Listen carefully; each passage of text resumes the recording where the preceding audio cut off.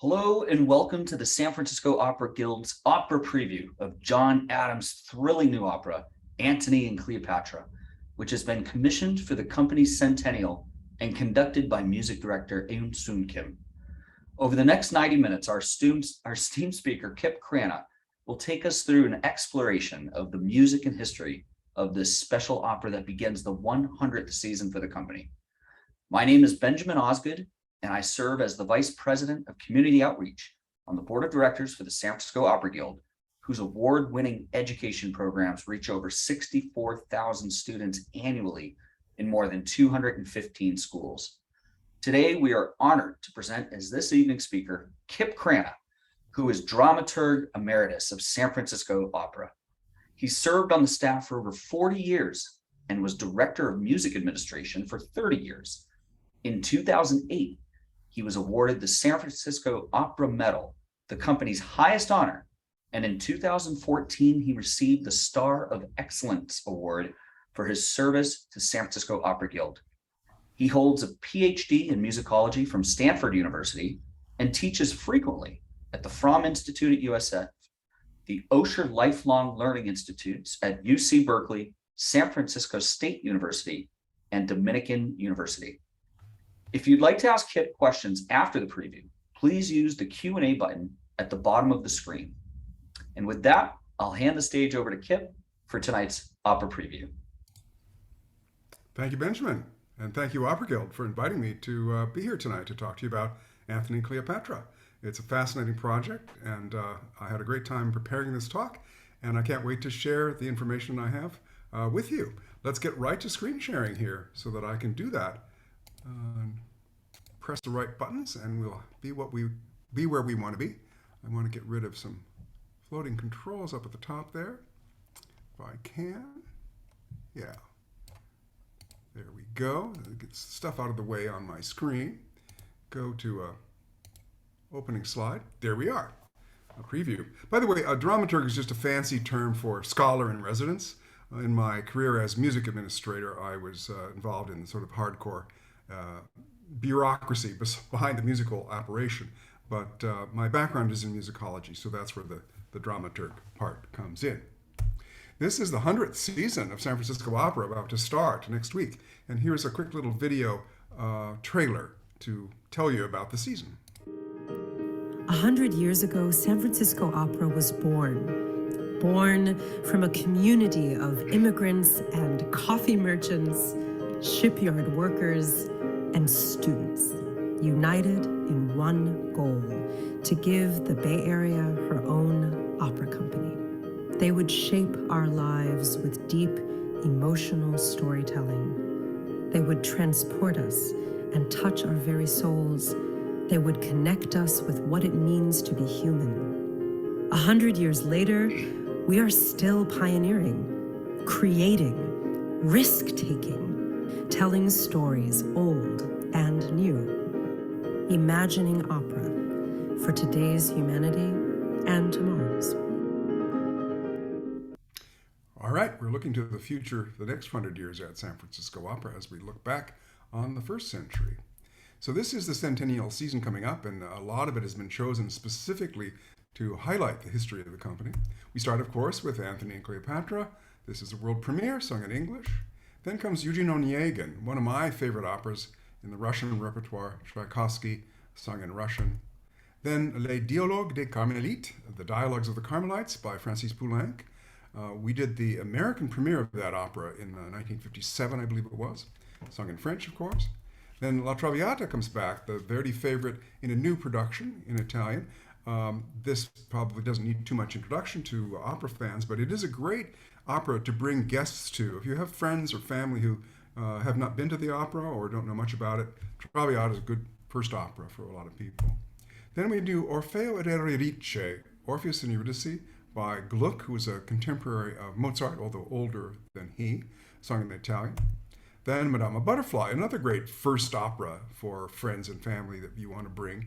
A new production of that, sung in Italian. Then Die Frau ohne Schatten, which means the woman without a shadow. It's kind of a phantasmagorical fairy tale by Richard Strauss, sung in German. We did the American premiere of that also. And then El Último Sueño de Frida y Diego, the last dream of Frida and Diego. That's Frida Kahlo, of course, and Diego Rivera, by Gabriela Elena Frank, who is a Bay Area composer. And that'll be sung in Spanish. The first time we've done an opera on the main stage sung in Spanish. But we're here really to talk about Antony and Cleopatra tonight in this world premiere production. And here's the advertising copy that went online when we first started promoting the season back in January.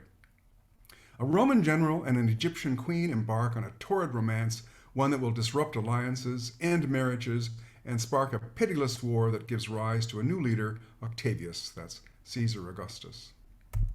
The source of John Adams' libretto, which he fashioned himself along with the dramaturg Lucia Schechner, is, of course, William Shakespeare's play, Antony and Cleopatra, which some of you, I'm sure, know from around 1607.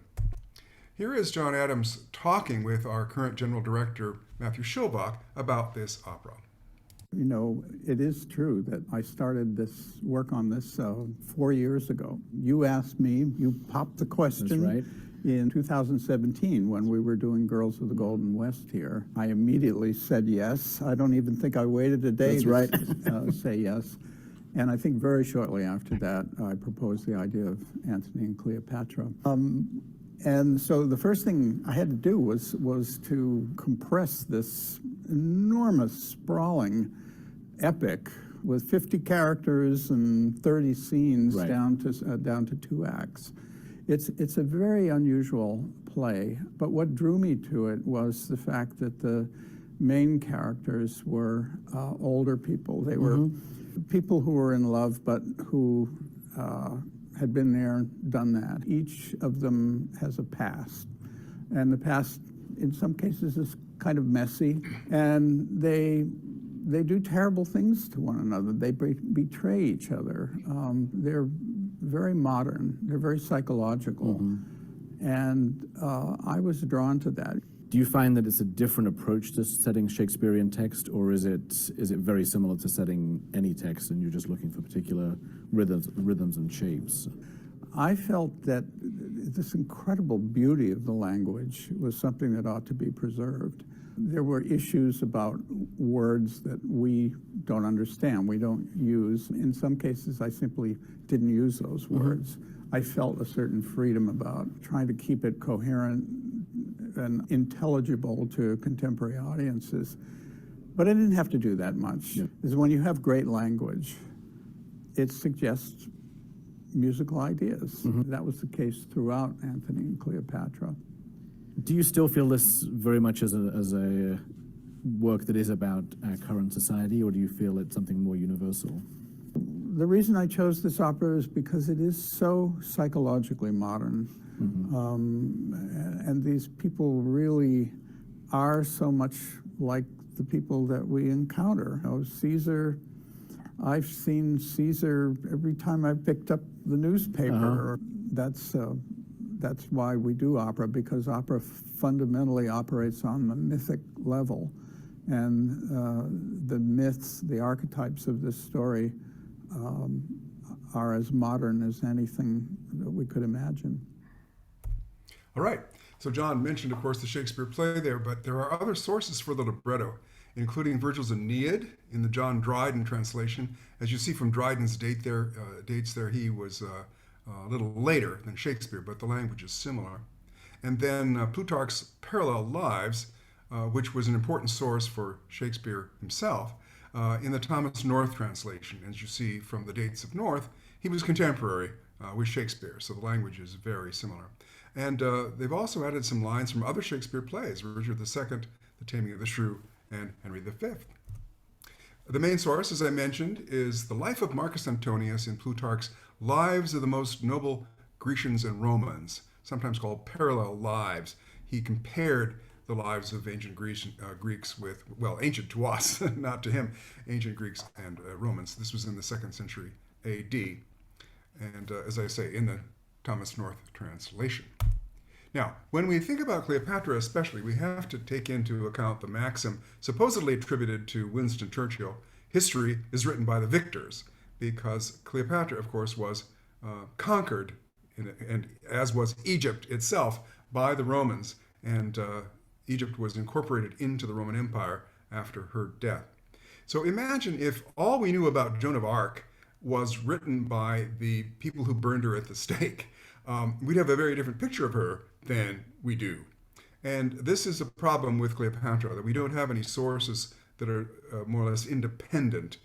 They all come from Roman writers who had a point of view from that victorious nation. Our topics are Antony and Cleopatra in history, such as it has come down to us, Shakespeare's version of the story, John Adams' version of the story, John Adams' operatic music, and the production design and concept. So let's start with the backstory before Cleopatra met Antony. She was born in 69 BC. She was Cleopatra VII of Macedonian Greek heritage. She was descended from Ptolemy I, who was a general of Alexander the Great. When Alexander died in his mid-20s, Ptolemy, the general, took over Egypt and founded the Ptolemaic dynasty. Cleopatra spoke 9 languages, according to Plutarch, including Greek, Latin, Hebrew, Persian, and Arabic, and was the only Ptolemaic pharaoh who learned to bothered to learn to speak Egyptian, the language of her people. She ruled jointly with her brother and her husband, Ptolemy XIII. They tended to marry siblings in this dynasty to keep it all in the family. And then the civil war broke out between the two of them, and Cleopatra had to flee temporarily. Julius Caesar shows up in the picture now. He attempted to reconcile the siblings. She supposedly smuggled herself in to meet him wrapped in a roll of bedding, or some say a carpet. It's a good story, whether or not it's true. Ptolemy XIII, the brother, was killed in battle. He was drowned in the Nile. And Caesar placed Cleopatra on the throne along with her younger brother, Ptolemy XIV.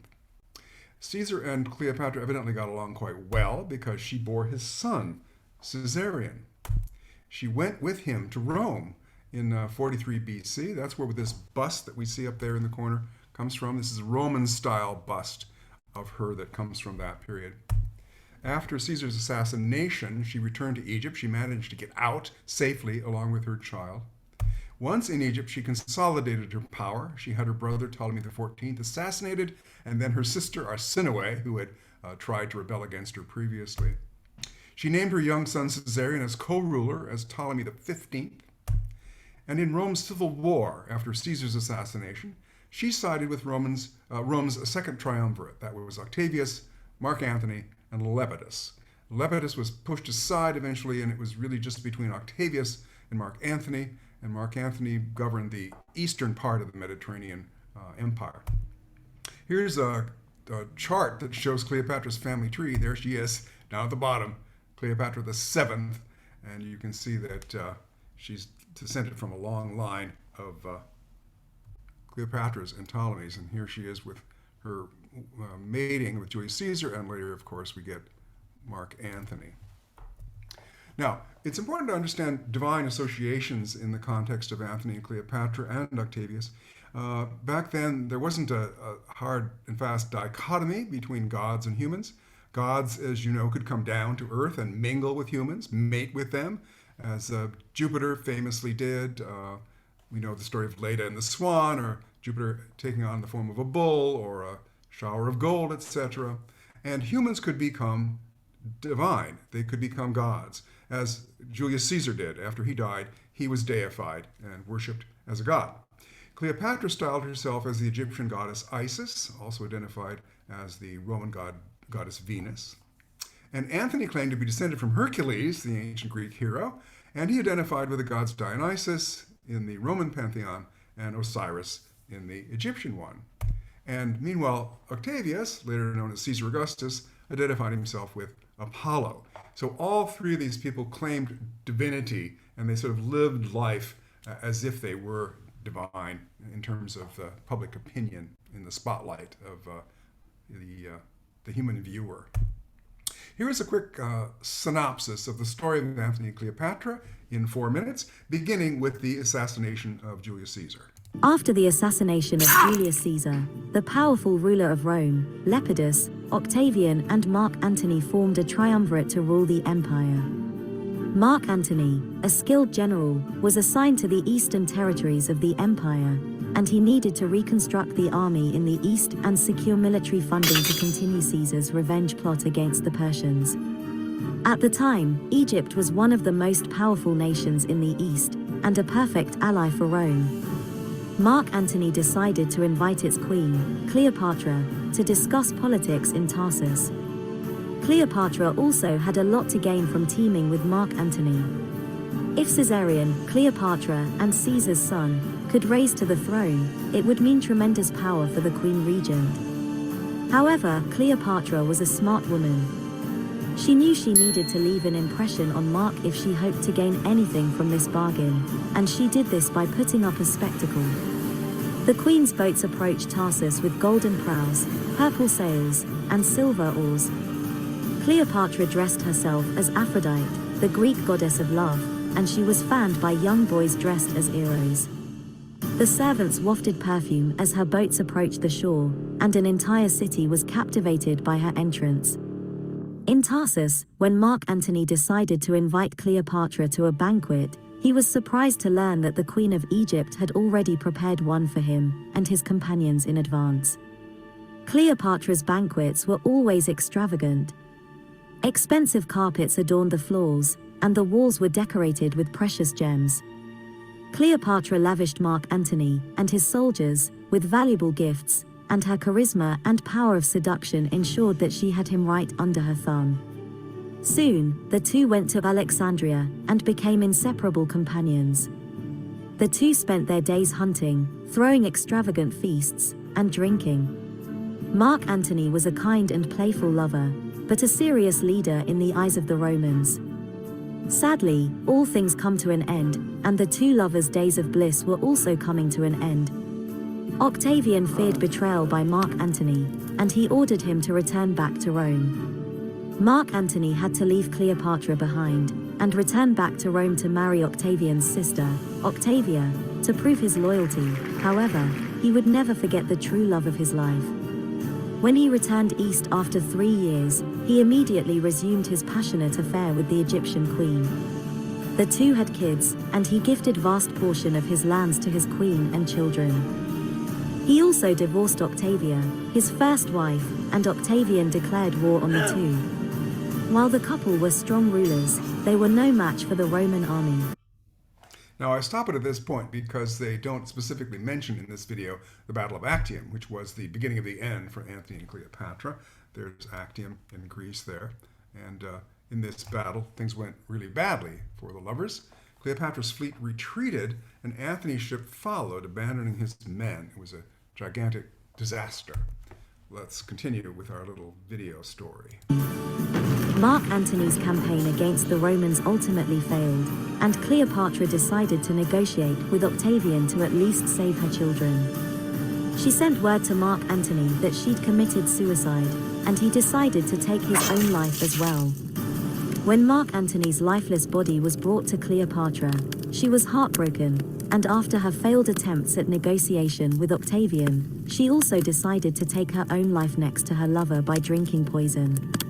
With the couple dead, Octavian had managed to eliminate his most dangerous rivals, and he became the sole emperor of the Roman Empire. However, he did honor the two's last wishes, and buried them next to each other. But we don't know where that tomb is. It's lost to history, as is the tomb of Alexander the Great. As you may know, large portions of Alexandria are now underwater because of earthquakes in ancient times. So, how did Cleopatra die? As this video tells us, she took poison. But according to popular belief, as in Shakespeare's play and as in John Adams' opera, Cleopatra killed herself by allowing an asp, that's a kind of an Egyptian cobra, to bite her. We see in this painting by Tosini. There's the cobra. In all the depictions of her in this scene, she seems to be having the snake bite her on the breast for some reason. But the Roman-era writers Strabo and Cassius Dio say she took poison, and Plutarch suggests that too, saying, quote, "The truth of the matter is no one knows." She was 39 at the time. Now, there are lots of depictions, as I say, of Cleopatra with the asp, and you sometimes have to look fairly carefully. There it is wrapped around her wrist. Here it's pretty obvious, there in her hand. there. We have to sort of look carefully. There, she's got it in her hand there. Where is it here? Well, it's slithering under her arm there on the chair. And here it's pretty obvious. Obvious there too. Here we see that she's got it clasped between her dainty fingers. Now, we know from history that Cleopatra famously studied poisoning. This is a 19th century painting showing her testing poisons on those condemned to die. So because she knew all about poisons, it seems very unlikely that she would have opted to die with this slow, agonizing death by snake bite. Much more likely she took a poison that was swift-acting and relatively painless. Here is a painting from Pompeii from the 1st century AD, so not too long after her death. And this shows here, there she is here with her royal diadem, preparing to poison herself. There's the poison chalice. Behind her is her son Caesarion, who would have been 18 at the time. He's also got the royal diadem. They always painted the men looking with a darker complexion, more tanned than the women in these paintings. So that is apparently what the ancient world understood about Cleopatra's death. Now, what happened to Caesarion, the son of Cleopatra and Julius Caesar? Well, he was executed by Octavius. He supposedly begged for his life, but no help there. He was 18, and he was Octavius's cousin by blood and technically his half-brother by adoption, because Julius Caesar, in his will, had made Octavius his adoptive son. He was, in fact, Caesar's grandnephew. So the death of Caesarion brought about an end to the Ptolemaic dynasty, and Egypt was annexed into the Roman Empire. Now, what about Cleopatra and Antony's children? There were 3 of them. So the twins, Cleopatra Selene and Alexander Helios, aged 10, we see them here in this sculpture, along with Ptolemy Philadelphus, their younger brother, at age 4, were taken to Rome in triumph, sort of as spoils of war, I guess you could say. And they were put under the care of Octavius's sister, Octavia, to whom the children's father, Antony, had been married. So it's a little ironic here. He had divorced her, but now she was raising his children by this Egyptian woman. The boys then disappear from history without a trace, probably died of childhood illness. But Cleopatra Selene survived to adulthood and married King Juba II of Mauritania in northwest Africa. So it's entirely possible there are direct descendants of Cleopatra out there somewhere. Now, if you want to read up on this, I do recommend Stacy Schiff's wonderful book from 2010, Cleopatra, A Life. And there's a more recent book translated from the Italian by Alberto Angela, Cleopatra, the Queen Who Challenged Rome and Conquered Eternity. Now, there are lots of operas about Cleopatra. These are the ones that I was able to find evidence of. Of course, Antony and Cleopatra by Samuel Barber was the opera that was commissioned for the opening of the new Metropolitan Opera House in the 60s. There's, of course, Julius Caesar by Handel, which has to do with Cleopatra and Julius Caesar, and these various other operas as well. And there's even an operetta by Oscar Strauss, The Pearls of Cleopatra. So now we have one more entry into the field, John Adams' world premiere. And here he is talking about Cleopatra. He says, I was attracted to Shakespeare's Antony and Cleopatra because it is his only play that fuses love drama, power drama, and comedy in one theatrical entity. Of all Shakespeare's female roles, Cleopatra is the deepest and most psychologically textured. Her extraordinary human qualities are on display in the course of the play. Her narcissism, her exceptional intelligence, her sexual allure, her ethical ambivalence, her military savvy, her bravery, her indomitable will, and ultimately her genuine capacity to love. Octavius, as Shakespeare portrays him, is younger than the historical figure who defeats Antony at Actium. At Actium, Octavius was 32, Antony 52, Cleopatra 38. Shakespeare treats him as if he was just a kid, in his 20s or something like that. Octavius is an upwardly mobile commander, perhaps a Roman Mark Zuckerberg, whose laser-like focus and cool executive abilities already demonstrate his leadership strengths and urge to accumulate power. Here is tenor Paul Appleby, who will be creating the role of Octavius, talking about the part. Hi, I'm Paul Appleby, and I'll be singing Caesar in Antony and Cleopatra. Caesar is all about power, and he is certainly in John Adams' sort of vision of him that comes through the score, someone who has a lot of anger inside of him, I would say, but he finds a way to channel that beneath the surface. And when he puts on his sort of political mask, is very much in control. The first impression of Caesar is angry, intense, aggressive. He's pissed at Antony, and he's letting it out. And then he collects himself and does his thing after that. But yeah, the audience gets a very clear picture of what is going on underneath the surface of Caesar's strategies. John Adams' music is, for me, always so satisfying because of its rhythm. That compulsive, propelling rhythm is something we'll explore in just a moment as we listen to some of John Adams' music from his other operas. Here he is talking about Antony. Antony, by contrast, is middle-aged, disinclined to warfare, and wishing only to spend his remaining days in Alexandria in the seductive and luxurious company of Cleopatra, feasting, lovemaking, and neglecting his Roman obligations. Nonetheless, his fractured sense of duty and honor pull him back to Rome in a half-hearted attempt to make peace with Octavius. Now, I put in this little quote here from historian Stacy Schiff from her book about Cleopatra. She describes Antony, as we can see from this Roman sculpture. He was broad-shouldered, bull-necked, ridiculously handsome, with a thick head of curls and aquiline features.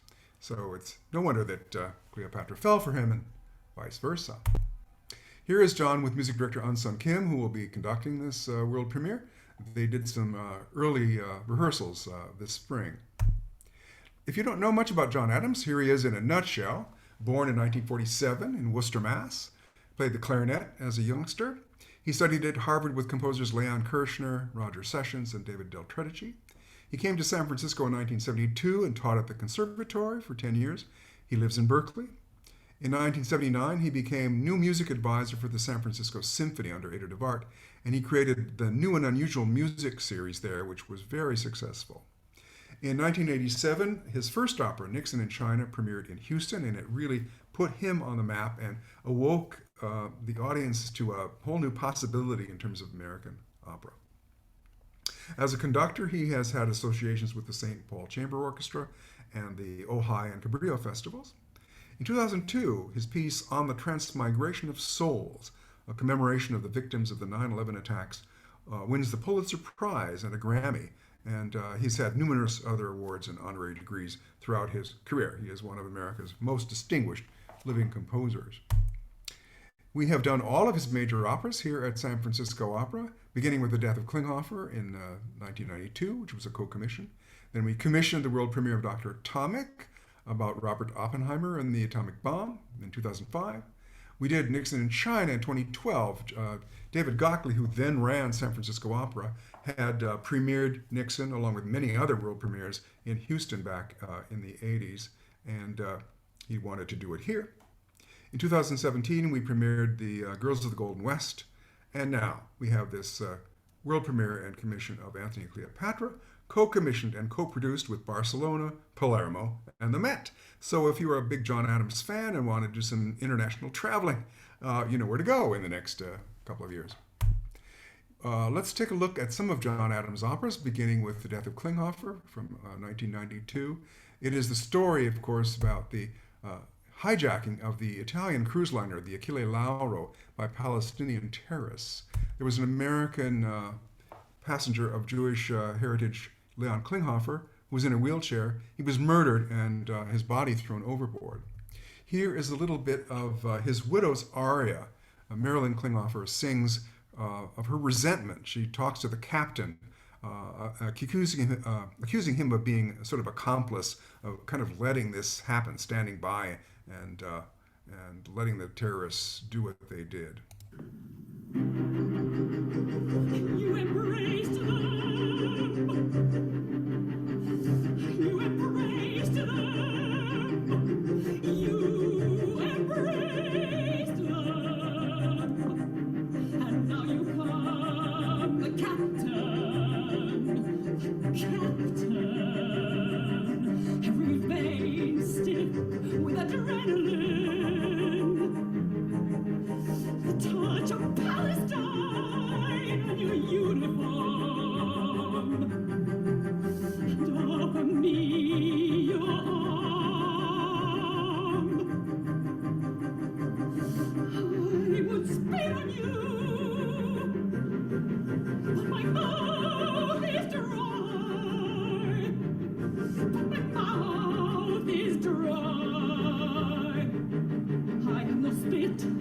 tears yet.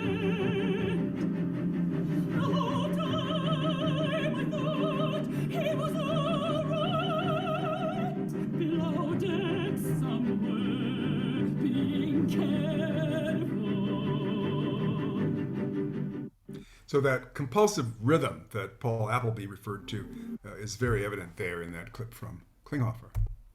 Nixon in China premiered in 1987, and of course it tells the story of President Nixon's trip to China to meet Mao Zedong and Zhou Enlai. After my Navy stint in Vietnam, I was sent to Naples, Italy, and I was there in 1972 when this was announced. And I remember the biggest headlines in a newspaper I'd ever seen: Nixon andrà a China. Nixon's going to China. Everyone was just gobsmacked by this news. Now it's commonplace. I'm sure many of you have gone to China. You've taken selfies on the Great Wall and so forth. But this was a big deal back then. Here are some highlights from our performance of Nixon in China in 2012.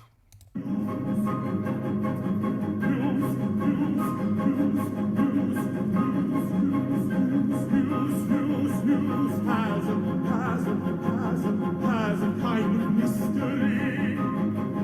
Has a kind of mystery.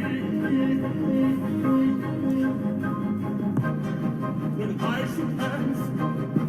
shake hands, Joe and I, when I shake hands, Joe and I, on this bare field outside the king, just now the whole world was listening. The whole world was listening.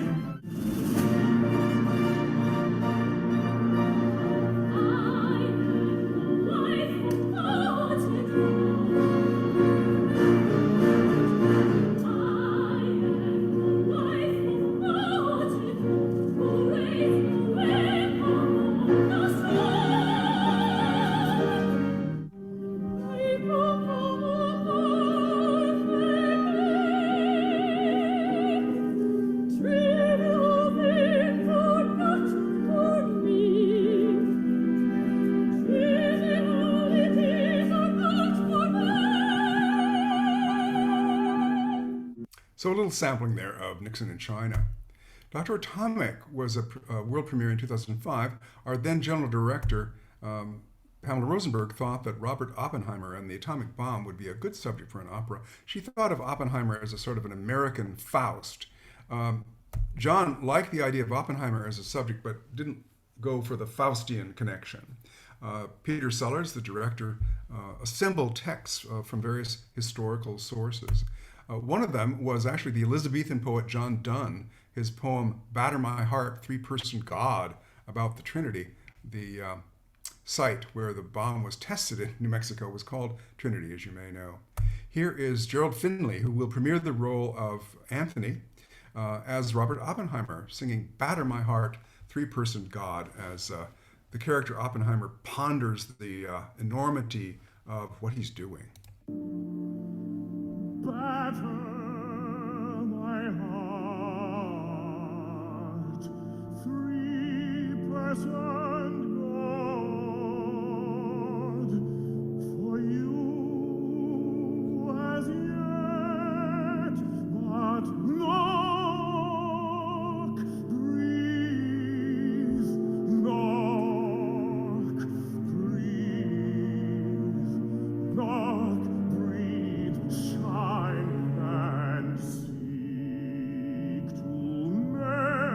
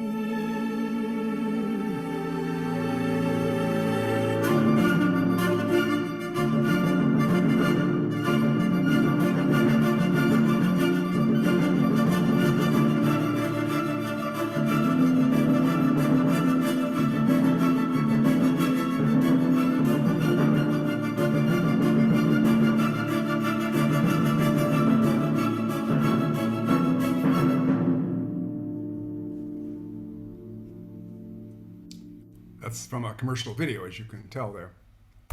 I should mention Gerald Finley, as you can see, is a wonderful artist, and it's finally great to have him back as Antony.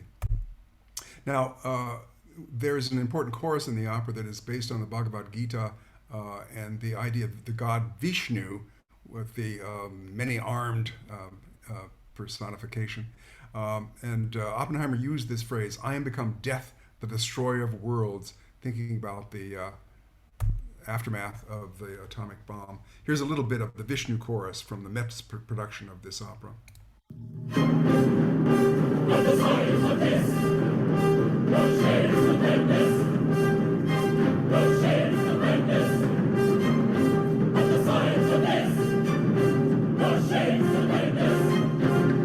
Full of all demise, terrible device. Full of all device, terrible device.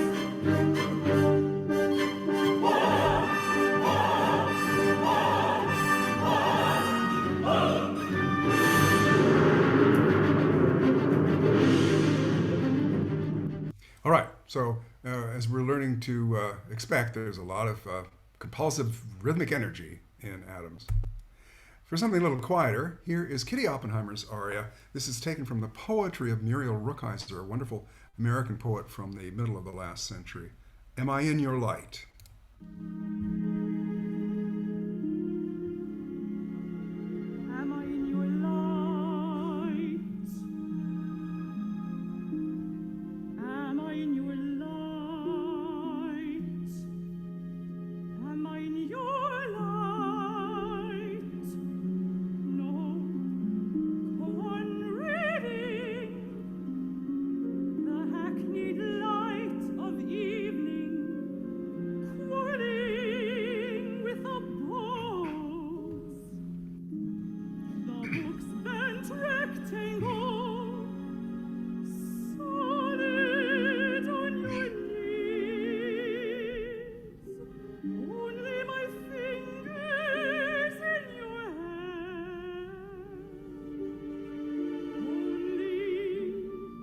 Only my eyes splitting the sky to tickle your brain with love in a slow caress. Sasha Cook as Kitty. All right, let's go on to another world premiere of John Adams here at San Francisco Opera, The Girls of the Golden West, a takeoff title-wise, of course, on Puccini's opera. And this is based on true stories from the California Gold Rush. Here is a little bit of the aria of Louise Clapp. Many of her letters were used as a basis for this story. She styled herself as Dame Shirley. She was the wife of a doctor in a mining camp, and her letters are incredibly elegant and descriptive. Here's a little bit of Dame Shirley with Julia Bullock in the role. You have no idea of the hand-to-mouth sort of style in which most men in this country are in the habit of living. You have no idea of this wild and barbarous life, seeing the elephant rubbing for gold. Some say that I ought to be put into a straitjacket. Some say I was undoubtedly mad to think of such a thing as coming here. Seeing the elephant, by the way, was evidently a phrase that meant getting out there and exploring the world. Some say it also meant seeing action in war. Here's Paul Appleby, who will be our Octavius, Caesar Augustus. Here he is as the miner Joe Cannon, singing a miner's song. I'll tell you one last time and how I came to roll and leave my poor old mammy so far away from home. I used to love that gal there, they called her Sally Black. I asked her to marry me, she said it was a whack. She said to me, Joe Cannon, before we hit the line, you ought to have a little home to keep your little wife.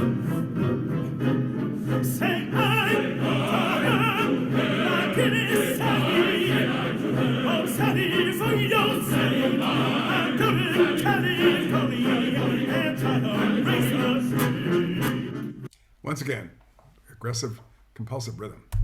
All right, so that's Anthony. That is the music of John Adams, rather in a nutshell.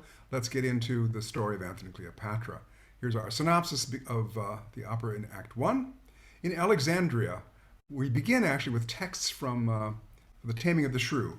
After a night of revels, Cleopatra taunts Antony about his Roman wife Fulvia. That little video I showed you was wrong. Octavia was not Antony's first wife. Fulvia was. And his political rival, the scarce-bearded Caesar. That's Shakespeare's term for him, making him out as a little younger than he really was. That's Octavius, later known as Augustus. Here's a scene from the play at this point in the story. So a messenger has arrived in Alexandria with news from Rome. Cleopatra urges Antony to receive him, but Antony, he doesn't want to be bothered with news from Rome and his official duties. He delays, preferring to put off these official duties to continue enjoying his pleasures with her. Here we have some scenes from the Royal Shakespeare's performances in 1974, directed by Trevor Nunn. So we see in the background, this is the servant waiting to be heard here. Let Rome in Tiber melt, and the wide arch of the ranged empire fall. Here is my space. Kingdoms are clay. Our dungy earth alike feeds beast as man. The nobleness of life is to do thus. And such a mutual pair, such a twig to it, in which I bind on pain of punishment the world to wheat. We stand up peerless. Excellent falsehood. Why? Did he marry Fulvia, not love her? Oh, for the love of love and her soft hours, let's not confound the time with conference harsh. There's not a minute of our lives should stretch without some pleasure. Now, what sport tonight? What sort of partying are we going to get into tonight? All right, so the messenger's news turns out to be that Fulvia, Antony's wife, is dead, and revolts in Rome require his return. Antony bids loving farewell to Cleopatra, who responds with scorn and self-pity. In between the scenes, we're going to see newsreel footage, mostly from the 1930s. All right, going on. In Rome, Antony receives a chilling greeting from Caesar, and a heated argument ensues. To end their quarrel, Caesar's general Agrippa proposes that Antony marry Octavia, Caesar's recently widowed sister. To everyone's astonishment, Antony agrees. Antony's general, Enobarbus, describes the fantastic scene when Antony first met Cleopatra. It's her barge going to Tarsus, which is in modern-day Turkey. Her glamorous arrival on the barge, with its perfumed purple sails and her irresistible magnetism.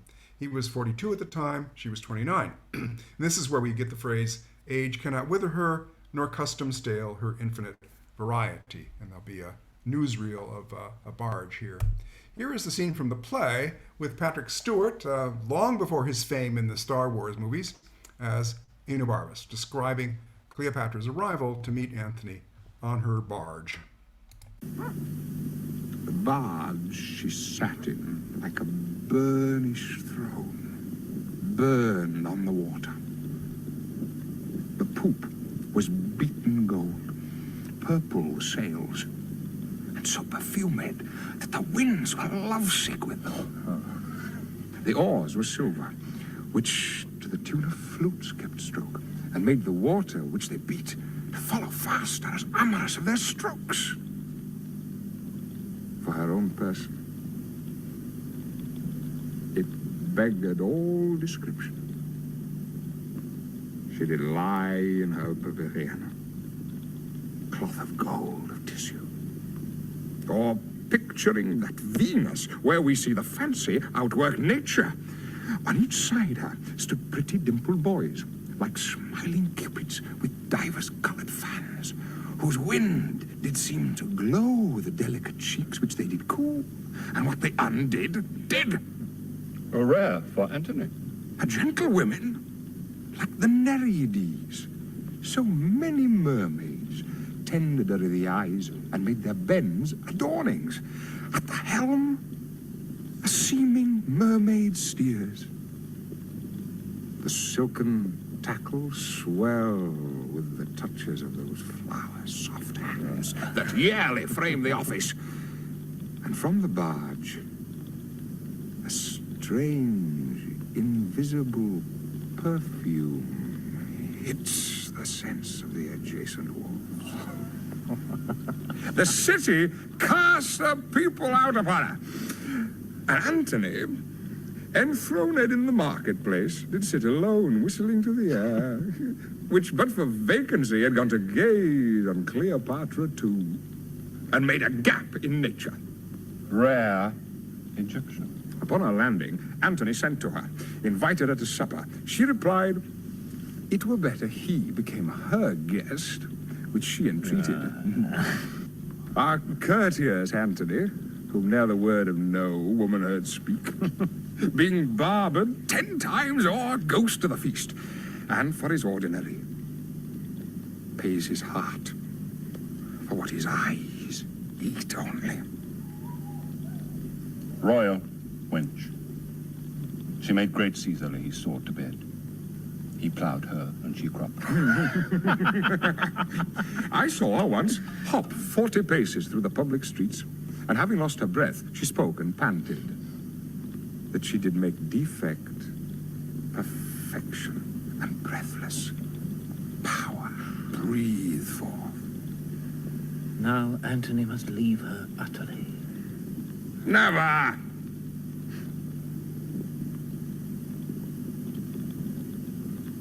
He will not.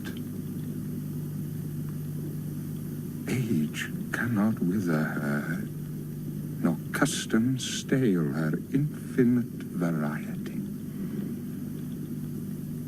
Other women cloy the appetites they feed, but she makes hungry where most she satisfies. For vilest things become themselves in her. Let the holy priests bless her when she is riggish. Riggish means sort of wanton or lascivious. All right, let's go on now. Back in Alexandria, Cleopatra receives news of Antony's marriage to Octavia and erupts in rage, and she beats the messenger. We'll have a newsreel of an Italian wedding. Here's a scene from the play where this happens, the beating of the messenger. I can't tell you who the messenger is. He's very good in this scene, but he's not identified in the credits, unfortunately. There are 4 different servants, and I'm not sure which one this is. Anyway, here's the scene.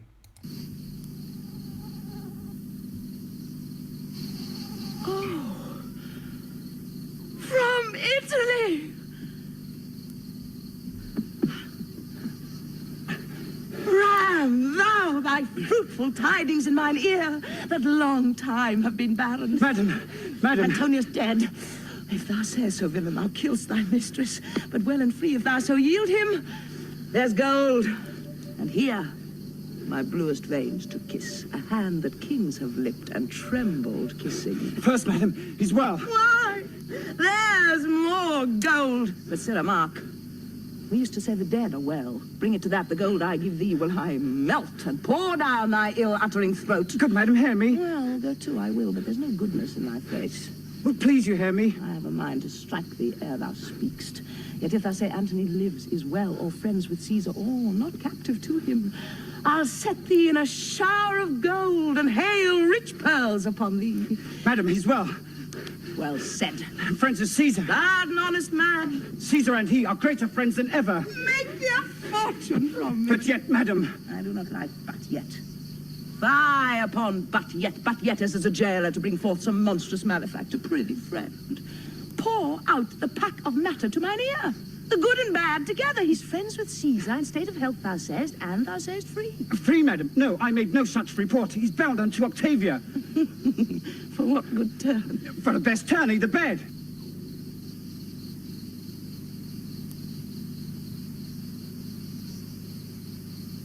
I am hail, Charmian. Charmian is her handmaiden. Madam, he's married to Octavia.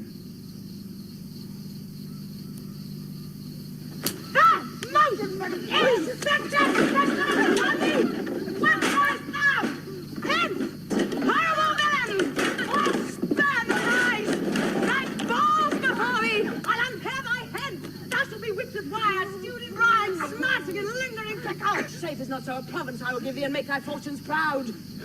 Madam, he's married to Octavia.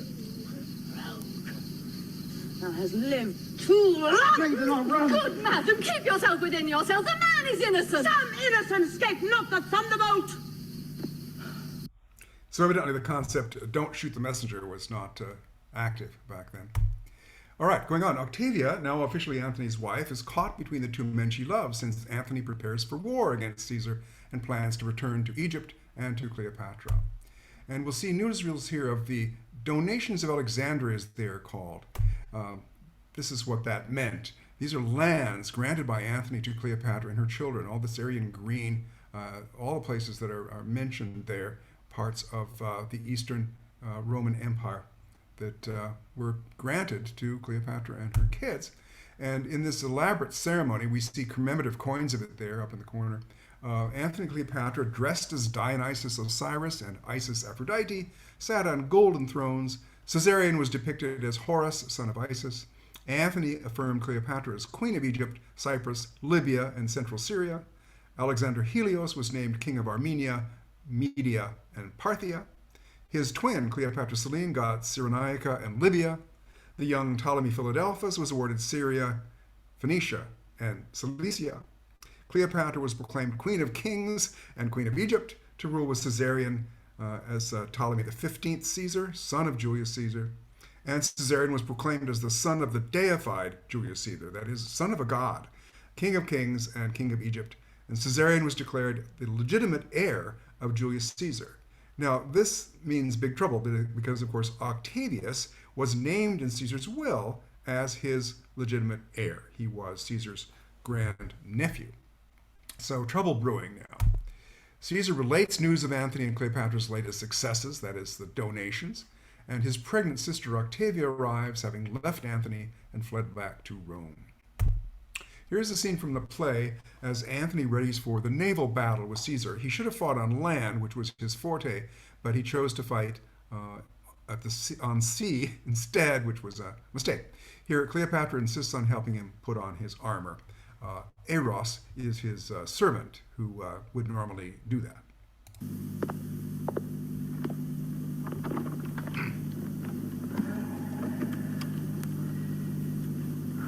Mein armer Eros.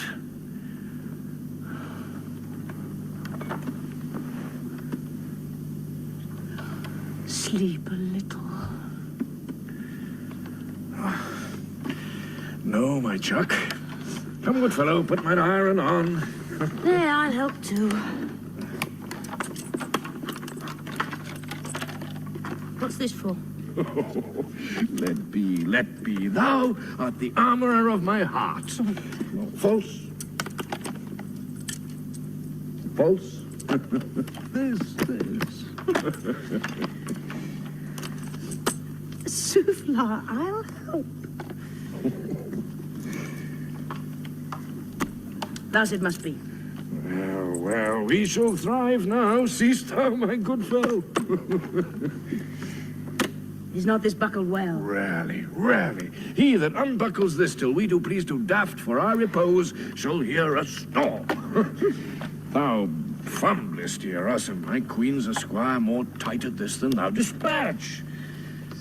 Oh, love, that thou couldst see my wars today, and used the royal occupation thou shouldst see a workman in't. The morn is fair. Time for battle. All these scenes from the play, by the way, are in the opera. I wouldn't be showing them to you otherwise, although, of course, in the opera they are somewhat condensed to some extent in terms of the language. All right, going on, the Battle of Actium, the navy battle against Octavius goes badly for Antony, and at a critical moment, Cleopatra inexplicably recalls her ships and retreats. Worse still, Antony draws back his navy and flees, following her. The result is catastrophic. Alone on the deck of his ship, Antony rues his fascination with Cleopatra and blames her as well as himself for the disaster. He sings, "All is lost, This foul Egyptian has betrayed me. That's the end of Act 1. In Act 2, Antony and Cleopatra replay the devastating lost sea battle, and he will now have to endure the humiliation of sending entreaties to the young Caesar. Caesar's general Agrippa urges Cleopatra to abandon Antony. She responds ambiguously, flattering Caesar. An enraged Antony interrupts and orders Agrippa to be whipped. So we have a second scene of messengers being beaten up. In a blistering diatribe, Antony accuses Cleopatra of duplicity, and her handmaiden Charmian urges her queen to flee to safety in the monument, which is a fortified tower. Here's a scene from the play where Cleopatra is urged by a deputy from Caesar to dump Antony. The character is Phidias in the play. It'll be Agrippa in the opera. Here, the messenger is played by very young-looking Ben Kingsley as Phidias. Most kind messenger, say to great Caesar this in deputation. I kiss his conquering hand. Tell him I am prompt to lay my crown at his feet and there to kneel. Tell him from his all-obeying breath, I hear the doom of Egypt. It is your noblest cause.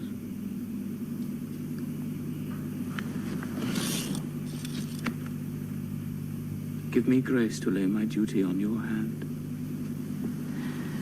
Your Caesar's father, oft, when he hath mused of taking kingdoms in, bestowed his lips on that unworthy place as it rained kisses.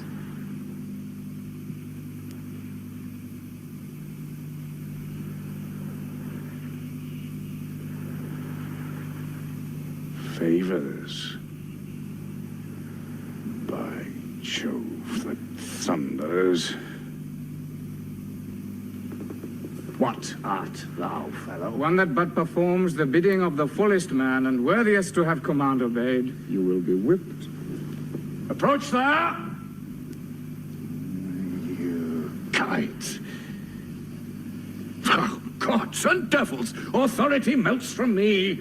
Of late, when I cried ho like boys unto a muss, kings would start forth and cry your will. Have you no ears? I am Antony yet. Take it, this jack, and whip him. Take him hence. Mark Antony! Already being whipped, bring him again. This jack of Caesar's shall bear us an errand to him. In the play, he's taken off stage, whipped, and then brought back on again. There's quite a lot of whipping music in the score, so we'll have to see if the whipping takes place on stage. Going on, Caesar proclaims Rome's absolute dominance over the known world, and there's a big chorus scene. A chorus of Vox Populi hails his ascendance, and the text here is from Virgil's Aeneid, so this is not part of Shakespeare. Cleopatra sends word to Antony that she has committed suicide out of remorse, a ruse to recapture his sympathy. This was a bad idea, as it turned out, because Antony believes this falsehood and, in despair, orders his loyal servant Eros to kill him. Eros refuses, killing himself instead. Antony bungles his attempt at suicide. Charmian, that's the handmaiden of Cleopatra, arrives to tell him that Cleopatra is indeed still alive. Racked with pain from his wound, he is carried to Cleopatra's monument and dies in her arms. Here is a scene from the play, which is also in the opera, when Octavius hears the news of Antony's death. They were enemies, but they were fellow Romans. Oh, Antony, I have followed thee to this. But we do lance diseases in our bodies. I must perforce have shown to thee such a declining day, or look on thine. We could not stall together in the whole world. But yet, let me lament that thou, my brother, my competitor in top of all design, my mate in empire, friend and companion in the front of war, the arm of mine own body, and the heart where mine his thoughts did kindle, that our stars unreconcilable should divide our equalness to this.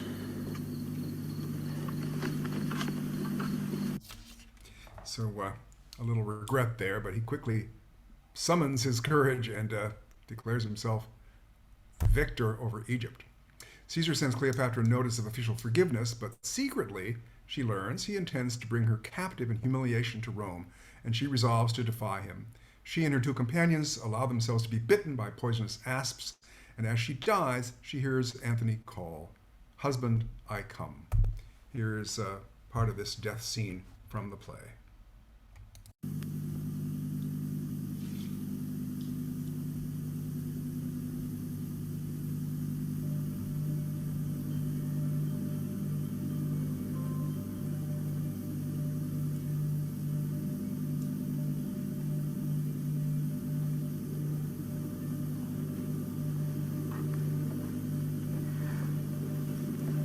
Give me my robe.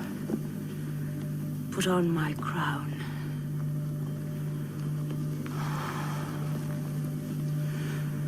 I have immortal longings in me. Now, no more. The juice of Egypt's grape shall moist this lip. Yeah, good Iris, quick. Methinks I hear Antony call. I see him rouse himself to praise my noble act. I hear him mock the luck of Caesar, which the gods give men to excuse their after off. Husband, I come. And that will end the opera. All right, let's talk about the production in the few remaining moments we have here. The director, Elkanah Pulitzer, wrote this for a grant application. When John and I initially started collaborating on Antony and Cleopatra, I was immediately drawn to the story through the lens of old Hollywood and the stars who have played those famous lovers over time. Images of Liz and Richard, of lavish gowns and elaborate headpieces, epic crowd scenes shot in desert locales, all swirl in the popular imagination. The golden age of Hollywood captured the fascination of moviegoers everywhere and offered an escape from the struggles of daily life. This production will be a modern take on the classic story, a neo-golden age of Hollywood approach that explores the complexity of these cultural, political, and personal clashes by using the forms and iconic imagery of old Hollywood. Busby Berkeley, Fred and Ginger, newsreels. From Claudette Colbert to the Kardashians, people have always been drawn to the lives of the rich and famous. So this is probably the most famous popular image of Antony and Cleopatra, Burton and Taylor. They famously had an affair during the filming of this. I remember I was in high school when this happened.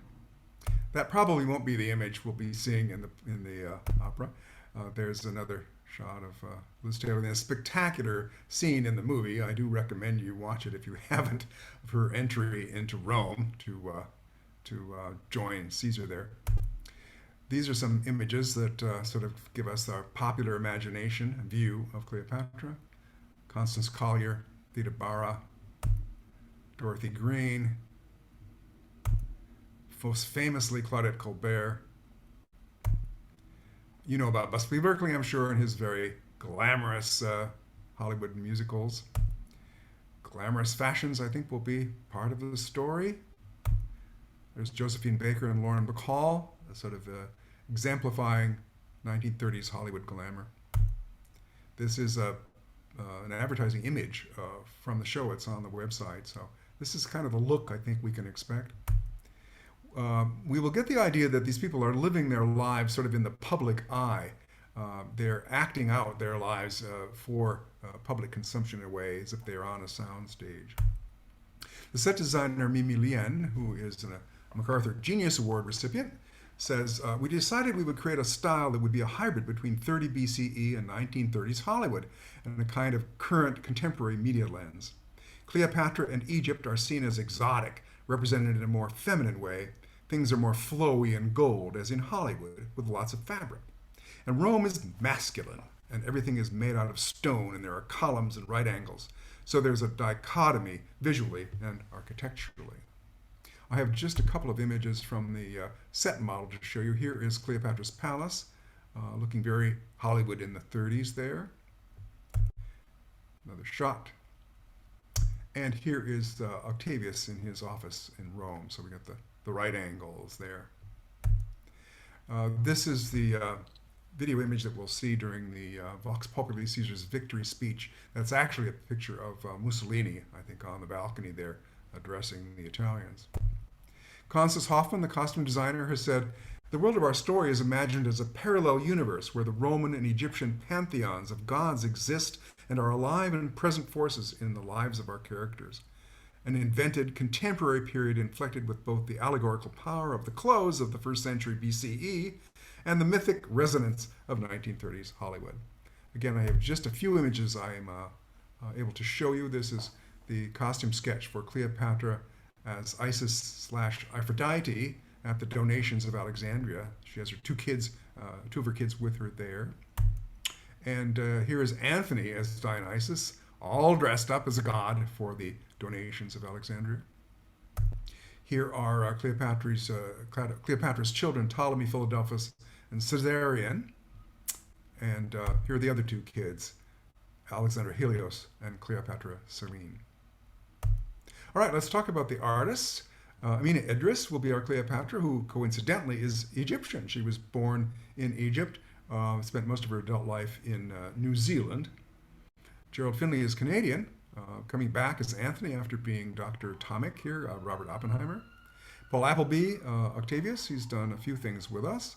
And Alfred Walker, similarly returning as Enobarbus, Anthony's lieutenant. He'll get that big aria about the barge scene.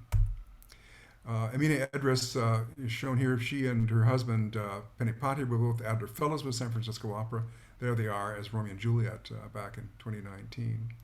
And we haven't heard her sing yet. We've heard our two gentlemen in the cast sing, Paul Appleby and Gerald Finley, but let's hear a little bit of Amina Idris. Here she is singing a song by Georges Bizet, The Farewell of the Arab Hostess.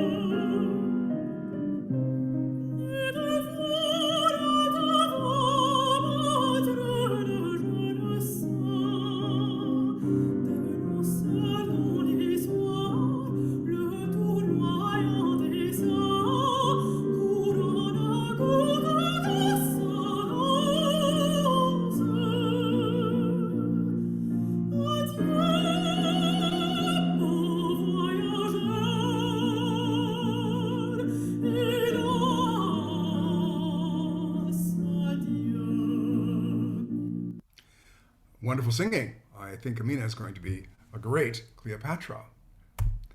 Here's some other artists in the show. Elizabeth Deschamps is Octavia. Taylor Raven is Charmian. Brenton Ryan is Eros. And Hadley Adams, as I mentioned, is Agrippa. And here's our female bunch on the creative team. An-Sun Kim, conductor. Elkanah Pulitzer, director. Mimi Lien, set designer. Constance Hoffman, costume designer. And Lucia Schechner, dramaturg, who worked with John Adams and with Elkanah on adapting the play. On the creative team also we have David Finn in lighting designing, Mark Gray sound designer, Bill Morrison projection designer, and Colm Siri in movement. Now, before we wrap it up, I have a quiz for you. You don't need to put this into the chat or anything like that. Just answer it for yourself and see if you can test yourself on your Shakespearean knowledge. Which of these famous Shakespearean phrases, all of these are from Shakespeare plays, comes from Antony and Cleopatra and is in the opera? Is it A, sicklied over with the pale cast of thought? B, eternity was in our lips and eyes? Frailty, thy name is woman? Or conscience doth make cowards of us all? One of these is from Antony and Cleopatra. So have you picked? 5 more seconds I'll give you to pick the one. We'll find it if you're right.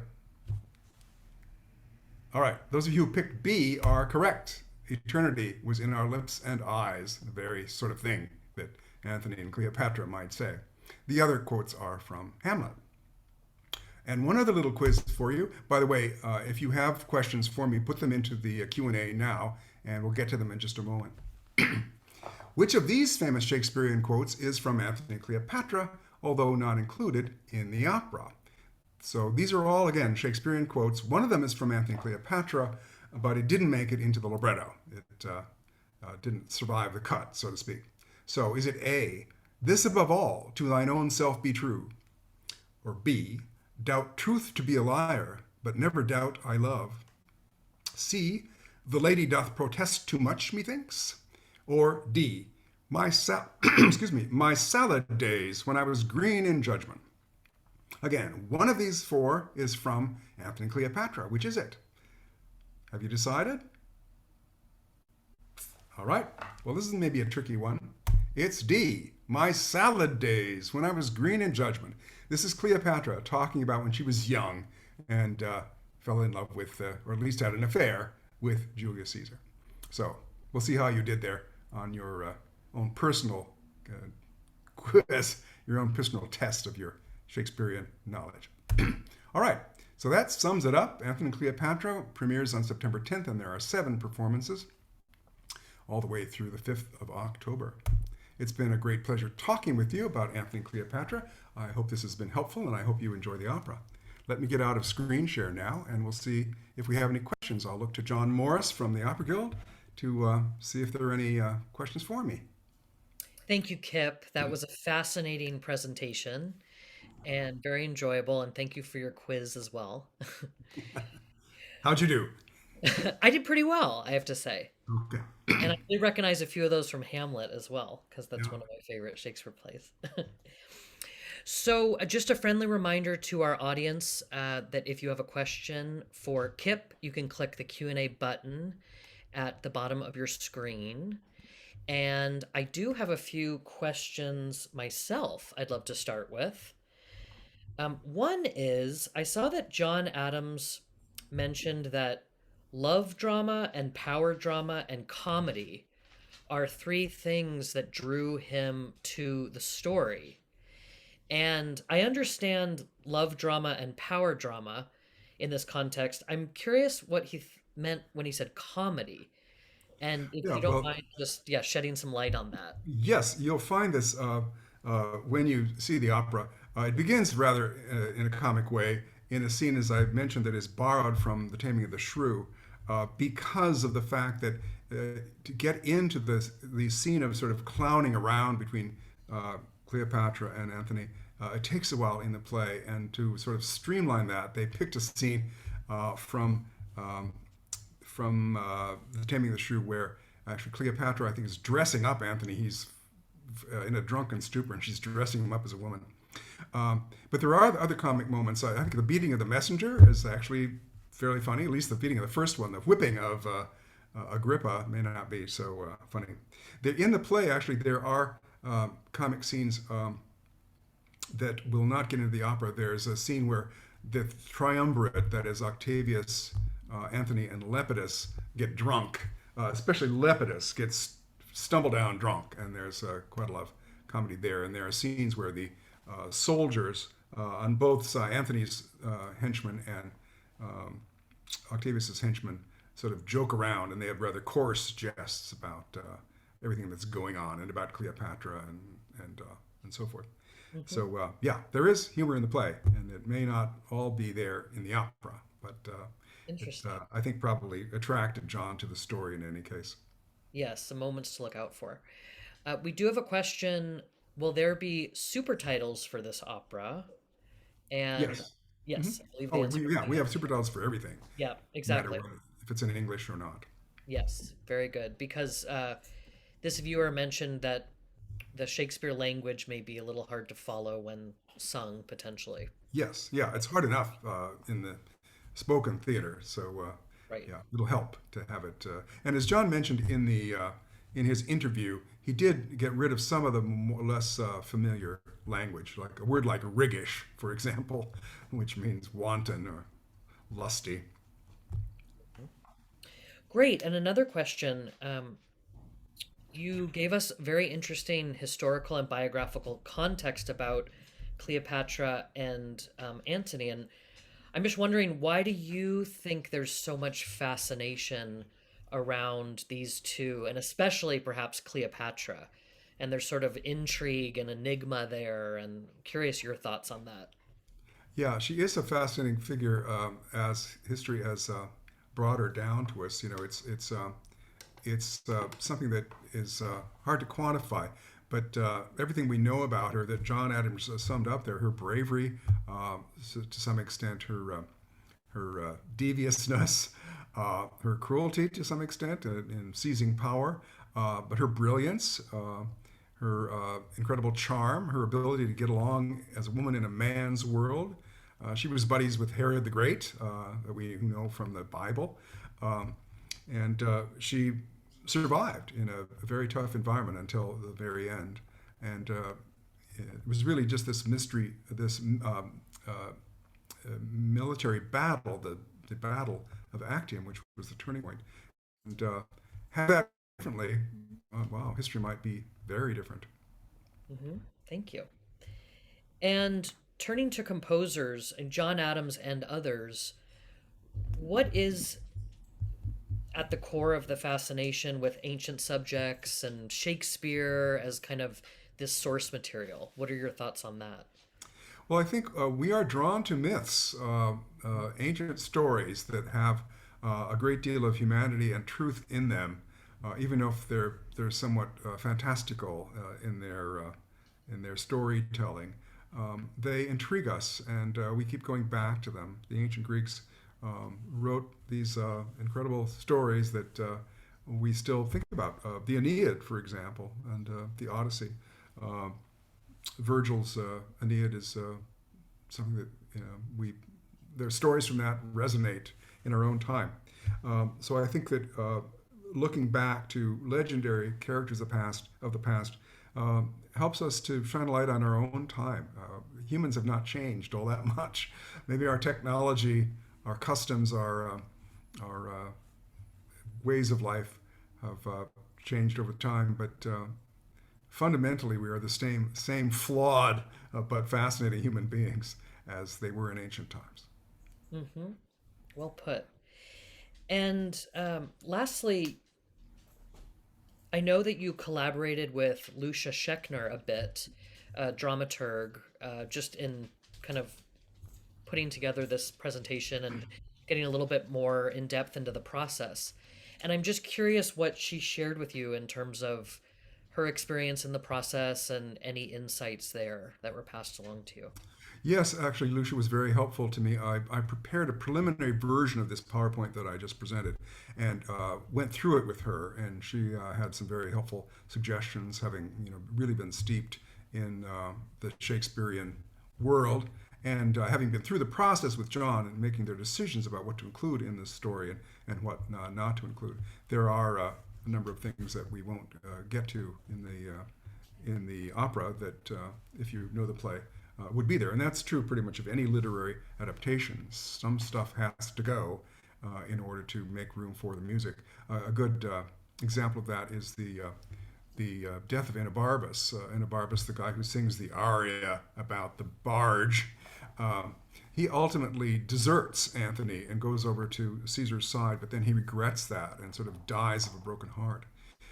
That's not in the opera. There just isn't time for that. So Lucia talked with me about the decisions they had to make in order to get this down to operatic size. So it's fascinating to see how they looked this through and how they came up with the idea of the 1930s context for this. They didn't want it to be an old-fashioned pyramids and sphinxes kind of Egypt. They wanted it to be, through a more modern lens. So that was very helpful to hear her thoughts on that. And you showed those interesting, set designs and costume renderings, and it makes us all very excited to see it, myself included. We did have one comment that the final quiz you shared with the quote about salad days, perhaps it should have been Caesar salad days. Context. Well said. I don't think Cleopatra would have said it that way, but right. She was referring to her Caesar days. That is true. Yes, exactly. So, I thought that was very clever. I know when I was a kid in school, I remember people using the phrase salad days in my salad days, and I never understood what that meant until I encountered this play. Mm-hmm. Mm-hmm. Interesting. Well, that wraps up our Q&A session. I would like to welcome back to the virtual stage Benjamin Osgood, the Opera Guild's VP of Community Outreach, as well as Peggy Hill, the Opera Guild's VP of Chapters, Previews Coordinator, and Marin Chapter President, for some closing remarks. Okay. Well, thank you, Kip, for another excellent overview of this this opera, including the complexities of the Antony and Cleopatra history and story. And I appreciated the overview, a little background of the John Adams previous operas as well, and a glimpse into this new opera that will be a first-time performance anywhere. The previews are both in person, and we see them throughout the Bay Area. The Bay Area chapters sponsor in-person previews, and over there in the East Bay and the Peninsula, Marin. And if you get a chance, the in-person ones are always wonderful, but as we all know, there are times when we just can't be somewhere in person. So thank goodness that the San Francisco Opera Guild is offering these previews virtually and online. And so for the entire centennial season, we'll be able to see a preview of each and every opera, and it'll all be around 6 o'clock in the evening. And what a great time. You can have a glass of wine, dinner, and an interesting preview. What's not to like? And not only that, if you're unable to get to the Opera House itself, the San Francisco Opera is going to also offer each opera virtually. And you can just check it out on the San Francisco Opera website, including next Friday night for opening night, the concert. You can get a ticket for a nominal price and watch the opening concert at home. And so again, the San Francisco website is the way to go to find out all this information. And now for a few final words, here's Benjamin Osgood. Thanks, Peggy. And wow, thank you, Kip. That was so incredibly fascinating and educational. I'm sure I speak on all the viewers' behalf that we are even now more excited for this performance. I mean, having this type of background going into this thing, I think just creates such a much deeper appreciation for the experience. And, you know, frankly, I don't know what surprised me more, learning that Cleopatra's cause of death is a disputed fact, or seeing Patrick Stewart and Ben Kingsley with full heads of hair. There it is. But we really want to thank you all again for joining us for this evening's opera preview. And remember, it'll be available online until October 5th at www.sfopera.com/opera previews. And then mark your calendar for Thursday, September 22nd at 6 p.m., where we have guest speaker Derek Katz, and he'll lead us through an exploration of Tchaikovsky's romantic masterpiece, Eugene Onegin. From everyone here at the San Francisco Opera and the Opera Guild, thank you and good night.